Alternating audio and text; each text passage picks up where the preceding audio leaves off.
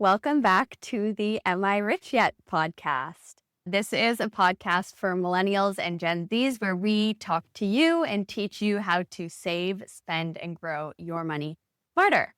So today we are on episode 5. This is part 1 of a 4-parter on savings, and we're going to kick it off with savings basics.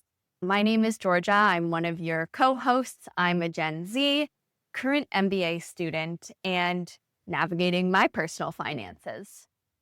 And I'm her dad, Rob, a retired financial advisor, going to be helping you making smart decisions with your money.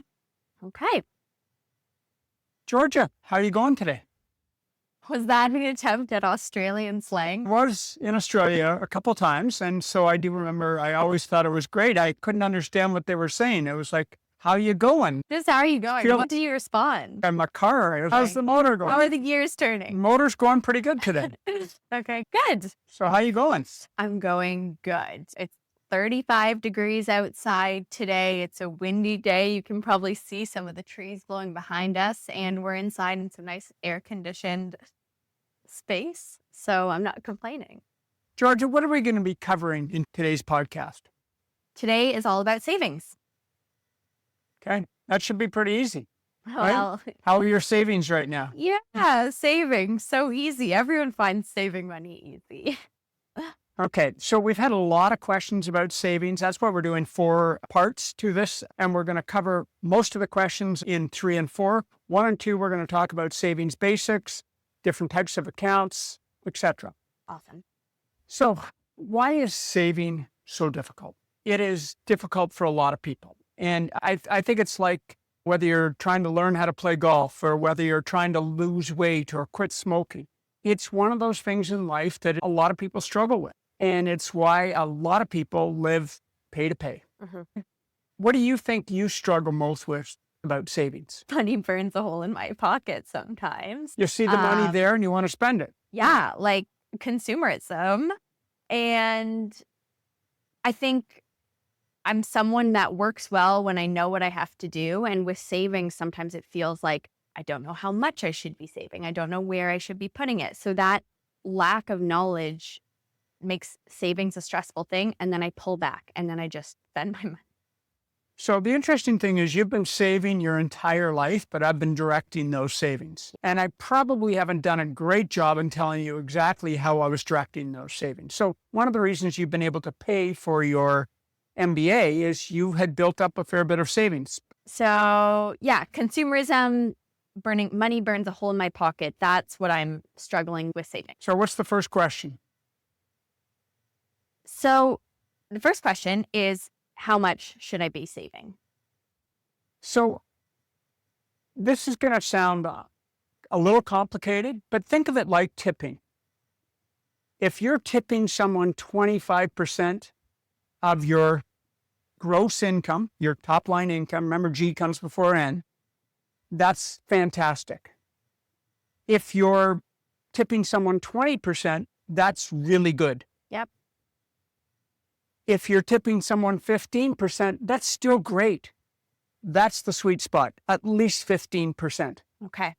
If you're only tipping someone 10%, that's okay. Something was wrong. The service wasn't great or the food wasn't great. If you're, say, tipping someone 5%, a lot went wrong, right? Service was horrible. The food wasn't great. Meal took a long time. And if you're not tipping at all, that's kind of like not saving at all. So think of the levels of savings just like tipping, okay? Your normal tip, if you've had good service and good food, is 15%. So you're comparing saving, how much of your income you're putting into savings, you're comparing it to how much you tip a waitress or waiter. Correct. So, yeah, if you're only saving 5%, you think of it like you're only tipping your server You're not saving 5%. enough. How unfortunate and shitty that is. And who's that punishing? You? Yeah, you're That's only the future punishing you. yourself. Right? So this seems like a golden nugget opportunity. The golden nugget here is that what's the magic number for how much of your total income you should be saving? Minimum 15% of your gross income. Awesome.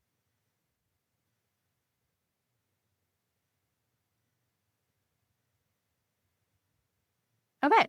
So we heard it here. Minimum 15% you should be saving. And if you haven't been doing that, there's no better time to start than today. Calculate those numbers, calculate what minimum 15 to 20% would look like, and start saving. Tell someone in your life so you can have an accountability buddy if that's something that you need. But there's no better time to start than today. The next question here is, what are the different ways of saving money? Where should I be putting those savings? Okay, a couple different ways of doing it. One, see what's left at the end of every month. How would that work for you? See if there's money in the account at the end of every month, and then you send that to your investments. Yeah, well, given I just said money burns a hole in my pocket, there might be that 5%. So it doesn't work for most people. Yeah. And I've had a lot of clients over the years say, well, I'll see what's left and I'll send you the rest. The money doesn't flow in very often. Okay.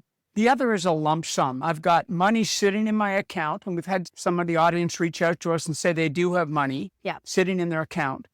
But lump sum investing isn't ideal.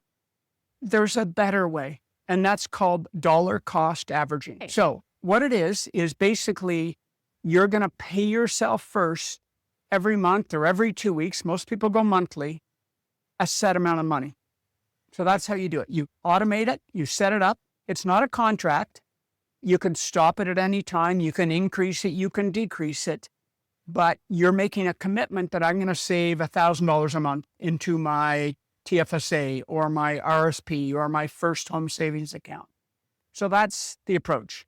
So just so I understand, dollar cost averaging is the same as putting away that 15 to 20% we talked about, but it's automated? Yep, automated. So is it your bank calls it dollar cost averaging? Yep. In the industry? It's called dollar cost averaging. It's done through something called a pre-authorized check. So you've authorized the bank or the investment firm to go in and take that $100 or $1,500 out of your account every month on the same day and put it into an investment. Got it. So if I've never saved and I wanted to use this method, I would go to my bank, call my bank and say, I want to set up dollar cost averaging of 15% of my income. Okay. And they can help you work through that. Maybe you're working through a robo-advisor, Wealthsimple, or a trading app like Questrade, or your bank's own online app, or you're working with an advisor. Either way, I've been doing my savings my entire life has been through dollar cost averaging. Every month, putting a set amount in. Okay. And what I like about it is that the responsibility is off you. You've done the hard part. You've gone and talked to the bank. And I think what people will come to learn is once you stop seeing that money in your bank account, you forget it was even there in the first place. So that money, you have this peace of mind now because you know your money's going away automatically into savings and you get to spend what's left, like we've talked about. And I'm a spender, so I've been able to spend what's left. Right. Now, I should be spending 3 months of what's left, but at least I know my savings are happening. Yeah. And the key is just never stop that. Okay. Let's quickly just go over the advantages and disadvantages. We've named a few of the advantages. Okay. So let's say you're planning on saving $1,200 a year. You could invest that $1,200 all at once, but you could do it when the market's high or the market's low. There's a timing risk. If you're putting in money every month, there's no timing risk. Sometimes it's going to be high, sometimes it's going to be low, and there's a big advantage to that. If the market is high and you're putting money into an investment, you're buying less shares. If the market is low, you're buying more shares. So you actually earn a better return when you're doing dollar cost averaging. So that's a simple concept, but it's a good strategy. Number two, it helps to build a habit. It's like every day I go for a walk in the morning for 40 minutes. It's a habit. I don't feel right unless I go for my walk. Yep. And investing is the same way. Once you start doing this, you won't want to stop doing it. I like that. We talked about the advantages. You buy more when things are on sale. You buy less when things are expensive. So that works out. So I think it's a great strategy. I think almost everyone should be dollar cost averaging. Okay. Awesome. Okay. So what's the bad news? What are the disadvantages? People can stop or suspend the account at every time. So we'll have clients over the years who will call in and say, and they won't even talk to me, they'll just talk to one of my associates and say, could you please stop my monthly savings plan for $2,000 a month and restart it again in August? And then I go to look at their savings for the year, and they were supposed to save 15%, and they've only saved 10% because they stopped it for 4 months or 5 months. Yeah. Okay. So that's one of the drawbacks. Number two, it doesn't automatically increase. So let's say your pay goes up by 10%. You need to increase your savings by 10%. You need to do that unless your advisor knows your pay went up or the app knows your pay went up, but it probably doesn't. Yeah. So you need to manually increase it. Same if your pay went down. Maybe you want to lower it a bit. So that you've got to do that yourself. Okay. And that's not going to feel great because you just got this pay increase or promotion. You're excited about it, but it's important to do. And I remember one time I came home and we were celebrating a promotion I got. And the first thing you said to me was, oh, great, we get to increase your savings. And I like crumbled on the inside because I was like, what about all my hard-earned money? But all I'm saying is if you're saving 15%, whatever that new bonus you just received, 15% of the total amount of the bonus, not what hit your bank account, needs to go into savings. Yeah. Okay. And if you just do that, you're going to build wealth. You're going to be able to retire earlier, and you're going to be able to live a great financial life. And maybe that's savings just even for your first house, first condo, whatever it is, you got to automate your savings and commit to it. Okay. Anything else on the disadvantages? I think sometimes people, if you've got a lump sum, let's say you've received an inheritance of $100,000. Yep. Ideally, the best time to invest that money is the minute you receive it. Market goes up 2/3 of the time. So always put the odds in your favor. If it goes up 2/3 of the time, don't worry what it's priced at, just put the money in. Okay. 2/3 of the time, you're going to be right. Some people like to go in a little more gradually. Let's say you received $1 million as an inheritance. Not many people want to put $1 million into investments all at the same time. So they may do it over a period of 6 or 12 months. Okay. Your returns will be lower over time, but you'll feel better. And at least the money's getting invested. So sometimes that's how we would handle a lump sum. So that covers disadvantages, and we can move on to another question. We talked about what percentage of your income should go into savings, minimum 15%. But the second part of this question, is buying real estate considered a saving for the future? Absolutely. So let's look at this a couple of different ways. If you're saving for a house or a condo, that will reduce your rent expenses down the road. So you're saving for an asset, that's actually savings. Nothing wrong with that. If you're saving to buy an investment property, that's savings as well. That's going to provide income during your lifetime. The minute you've paid down all the debt, you're going to be cash flow positive on that, and you'll start making money. So buying real estate is actually saving. You're buying an asset. Buying a car is not saving. Yeah. Okay. There's a big difference. Buying investments is saving.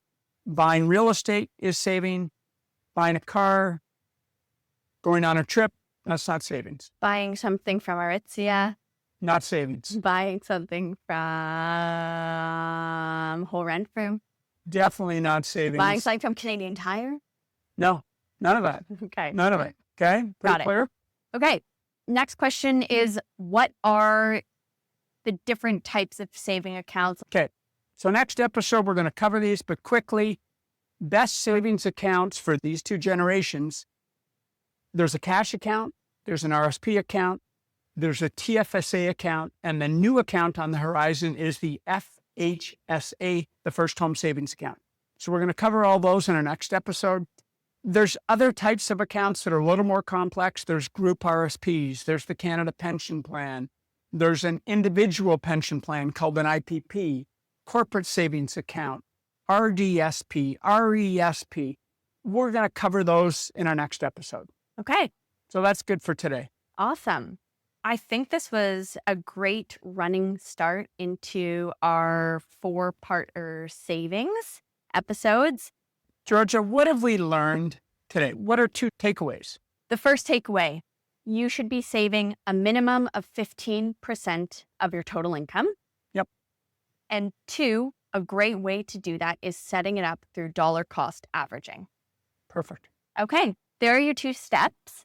What are we talking about next week? As I said, we're going to go and do a deeper dive into the types of accounts and what are the ideal accounts that you should be starting with in terms of your savings. Okay, well, thanks for joining us here today on episode number 5, and we will see you next week for part 2 of this 4-part series.